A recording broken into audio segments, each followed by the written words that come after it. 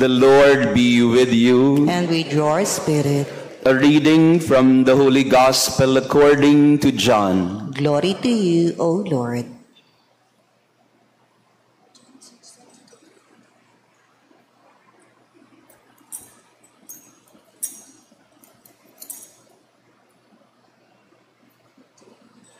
Jesus said, I am the good shepherd. A good shepherd lays down his life for the sheep. A hired man who is not a shepherd and whose sheep are not his own sees a wolf coming and leaves the sheep and runs away.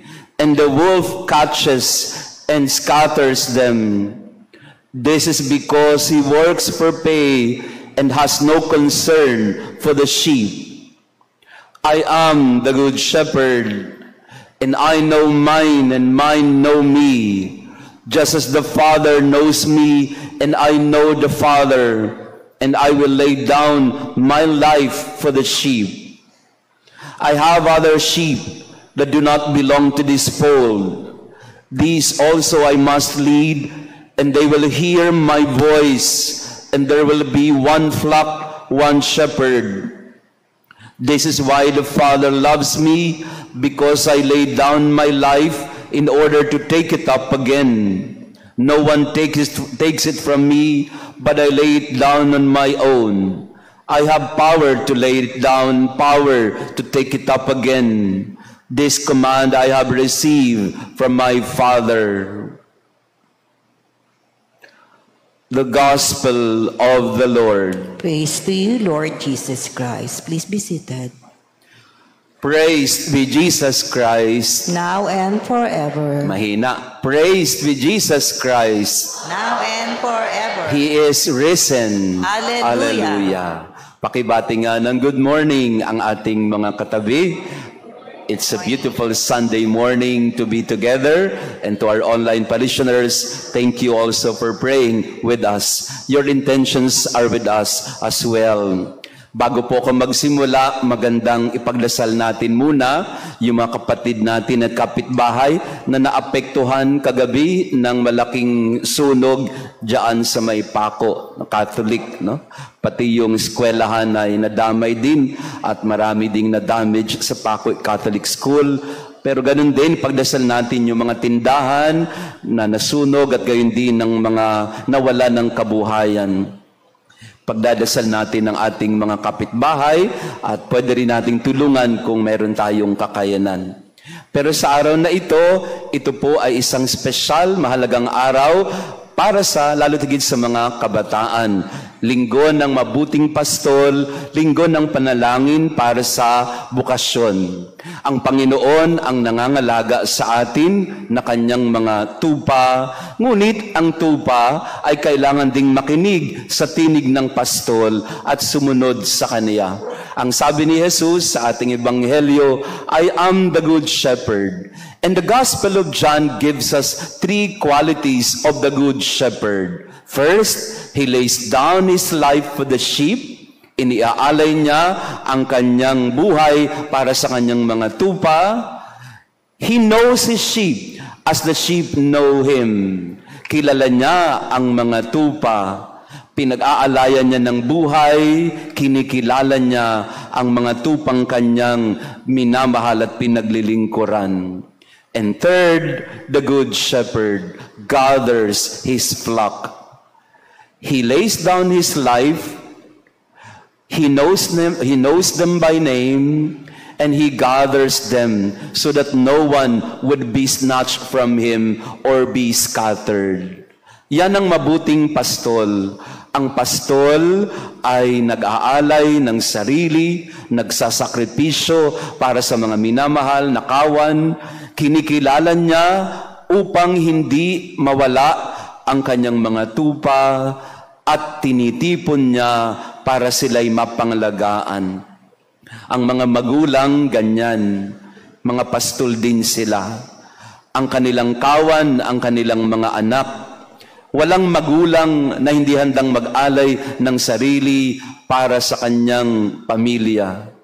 Ang mga pastol, hindi katulad ng mga bayaran, ang mga pastol, anytime, ready silang magsakripisyo. Hindi nila iniinda ang hirap para sa kanilang mga kawan. We have shepherds around us, parents, teachers, those who are taking care of all of us. Mga nag-aalaga ng may sakit, mga nagtatrabaho sa ospital, sa iba't ibang larangan, lahat ay pastol. May pinangangalagaan, may inaaruga, may minamahal. Pero ang mga pastol, kailangan din ng mga tupang makikinig sa kanila. Ang sabi sa ating ebanghelyo, I have other sheep that do not belong to this fold. These also I must lead.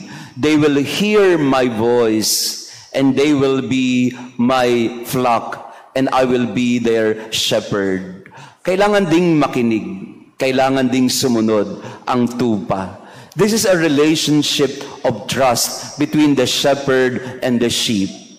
The shepherd sacrificing for the sheep listening to the shepherd, the sheep obeying and following the shepherd. Mahalaga ito sa ating ding simbahan. May naglilingkod, ang mga pastol, kagaya naming mga pari at mga madre. Kaya nga ang araw na ito ay araw ng panalangin para sa bukasyon. Para may mga kabataan pa na papalit din naman sa amin kasi tumatanda din naman si Father. Kaya po natutuwa ako sa umagang ito kasi inanyayahan ko po ang mga kabataan na ating parokya at narito sila.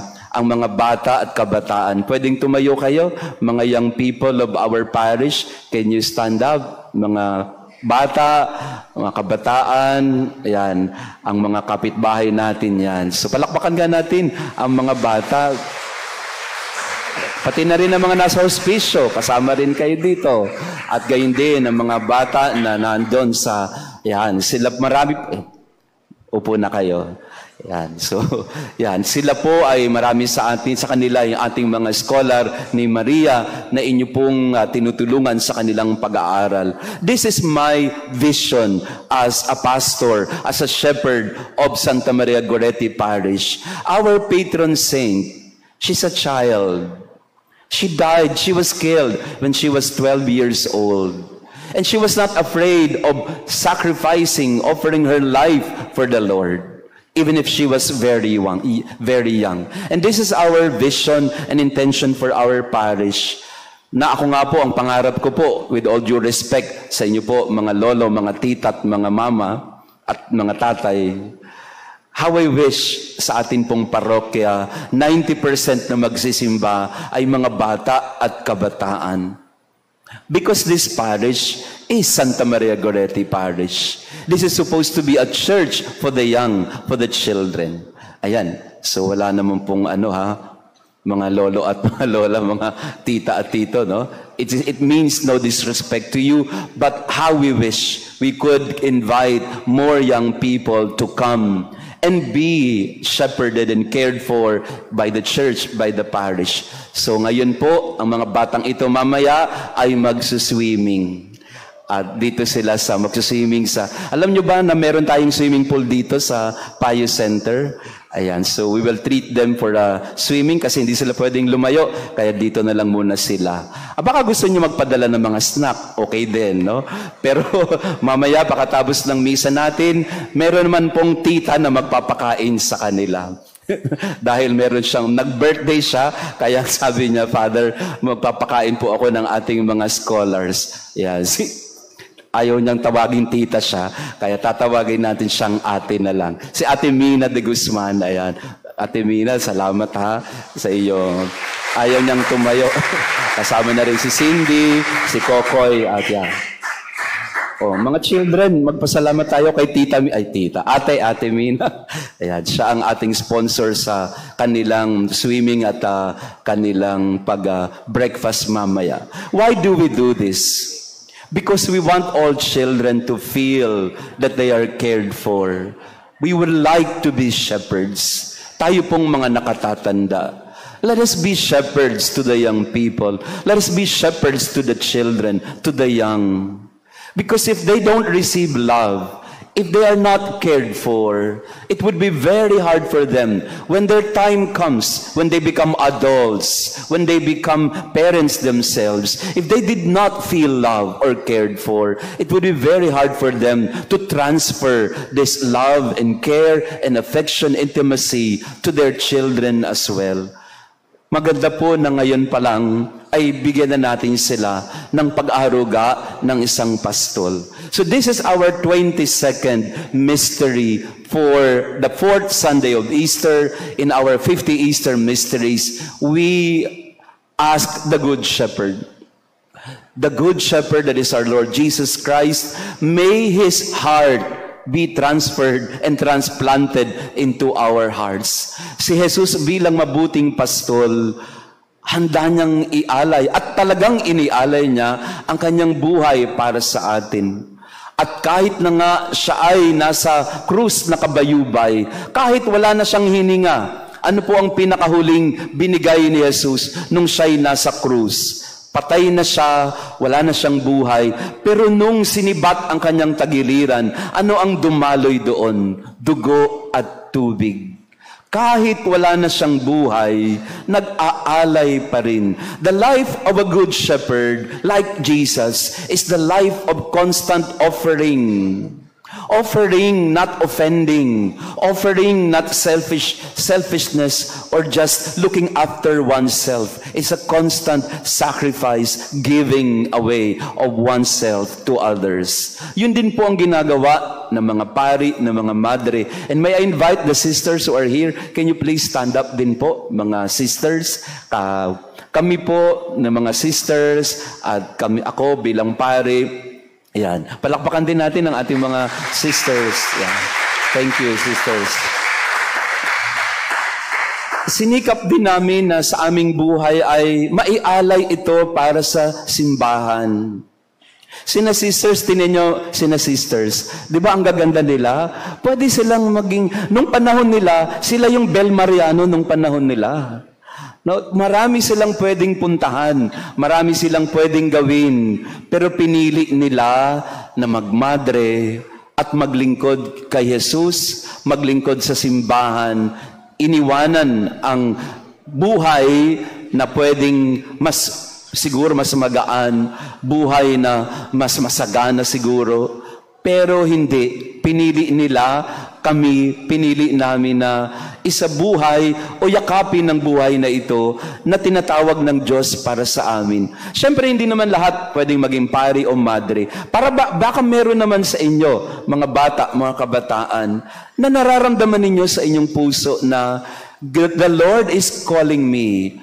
The Lord is calling me to serve Him. Baka may kabataan ditong pangalan ay Miles. Maybe the Lord is calling you to the priesthood. Yan. So baka may kabataan dito na ang pangalan ay Michael. Maybe the Lord is calling you to be a priest. Baka may kabataang pangalan dito ay Belinda. Maybe the Lord is calling you to be a sister. In your heart, the Lord has a call. So you have to listen to it. Yun ang mabuting pastol.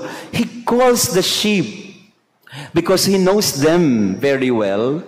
But we have to listen. As sheep, we have to listen. Kailangan makinig tayo. Mga bata, mga kabataan, kailangan makinig tayo. Una sa mga magulang, sa mga teacher, sa mga nagtuturo sa atin. Pero higit sa lahat, makinig din tayo sa Panginoon. Sa tinig ng Panginoon na nasa ating puso. Ang Panginoon ang magsasabi sa atin kung ano ang hangad niya at pangarap niya para sa atin. He is the good shepherd, but we also need to be a good sheep. A good sheep that listens to the voice of the shepherd. A good sheep that follows and obeys the shepherd. Kaya sa misa natin ngayon, lahat tayo magdasal para sa mas marami pang bukasyon sa simbahan ng paglilingkod, mga pari, madre, relihiyoso, relihiyosa. At gayon din, kahit na hindi maging pari o madre, tumugon sa tawag ng Panginoon sa paglilingkod sa simbahan. Dito po sa ating parokya, natutuwa ako na yung mga kabataan natin, napaka-aktibo nila. Nabanggit ko po sa inyo nung Holy Week, I was telling you during the Holy Week, wala po kong kinalaman doon. Sitting pretty lang po ako nakaupo at naghihintay na lang kung anong sasabihin ng mga kabataan sa akin na gagawin. I allow them to lead. I allow them to make the parish their own home. And I was so blessed. I am so blessed as a priest to see so many young people responding to the call of Jesus to service in the church. At yun pangarap natin, mas marami pang kabataan ang maglingkod sa Panginoon. Sa halip na tatamad-tamad na nakatambay lang sa kalye o sa mga computer shop o sa mga kabataan na lagi na lang nasa harap ng computer, bakit hindi dito tayo sa simbahan, maglingkod tayo kay Lord ng sama-sama? Yung mga sakristan po natin, nakakatuwa itong mga ito kasi napaka-dedicated nila sa kanilang paglilingkod. Minsan po, may isang bata rito sa atin na nagsiserve po siya o nagsiserve siya mula umaga hanggang gabi. Ako po ang misa ko, 4, 7, 9, 10, 30, 12, 15. Pero yung batang ito, nagsiserve po siya 7, 9, 10, 30, 12 at 5 o'clock hanggang hapon. Tinalo pa si Father, sabi ko sa kanya. Tinalo mo pa yung pare sa paglilingkod. At nakatutuwa dahil may mga kabataan tayong ganun. Hinihikayat ko ang lahat, mga magulang, mga kabataan, at mga bata. Jesus the Good Shepherd is calling us. Join me, serve with me, lay down your life for me, give yourself to me. We are all called to be shepherds in our own humble little way. Kaya sa misa natin, pagdasal natin, ang mas marami pang kabataan ang tutugon sa tawag ng paglilingkod ng Panginoon. Praised be Jesus Christ. Now and forever. Let us pray. Look upon your flock, kind shepherd, and be pleased to settle in eternal pastures the sheep you have redeemed by the precious blood of your Son, who lives and reigns forever and ever. Amen. Maraming salamat sa inyong pagdalo sa ating banal na misa. Thank you for joining us today. Gayun din, lalo na mga bata at mga kabataan na nandito, our online parishioners, thank you for being with us. Also, a little announcement, starting tomorrow, ibabalik na natin yung ating 12:15 Mass from Monday to Friday para po doon sa mga nagtatanong na, Father, hindi kami makapagsimba ng 7 a.m. kasi masyadong maaga. So we are bringing back our schedule of 12:15 Mass, no? Pag weekday, Monday to Friday, except Saturday. Pag Sunday naman, may 12:15 din po tayo. So, yun po yung ating another innovation for the coming days. Yung pong mga hindi makapunta dito ng 7 a.m., you can come at 12:15. We will have our Mass also during the weekdays. Muli, mga kabataan, mga bata, tinatawag kayo ni Jesus sa paglilingkod sa Kanya. The Lord, our shepherd, calls you to serve Him. So listen to His voice. Listen to the voice of Jesus calling you to serve Him and to love Him and to follow Him. Mamaya, mga kabata, magkakaroon tayo ng breakfast courtesy of Tita Mina, and also mamaya magkakaroon tayo ng swimming. Baka gusto niyo rin pong sumama at magdala ng mga snacks na mga bata, mga kakainin nila. But today we pray for our young people. The Lord be with you. And with your spirit.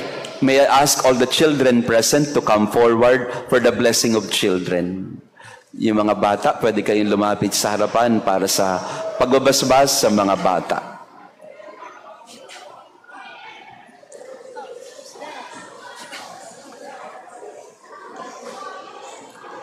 Bow your head, dear children, and pray for God's blessing. Huwag maingay ha, tayo ay magpe-pray. Quiet muna tayo, silence muna tayo, at mag-pray tayo together. May I ask everybody to join me in blessing the children. I ask you, Lord, that through the intercession of Saint Mary Goretti, a child saint, may I ask you, Lord, to bless these children, that as they grow up, they become more like you, more obedient to the will of the Father, more obedient to their parents, humble and kind. May our loving God bless you, the Father, the Son, and the Holy Spirit. Amen.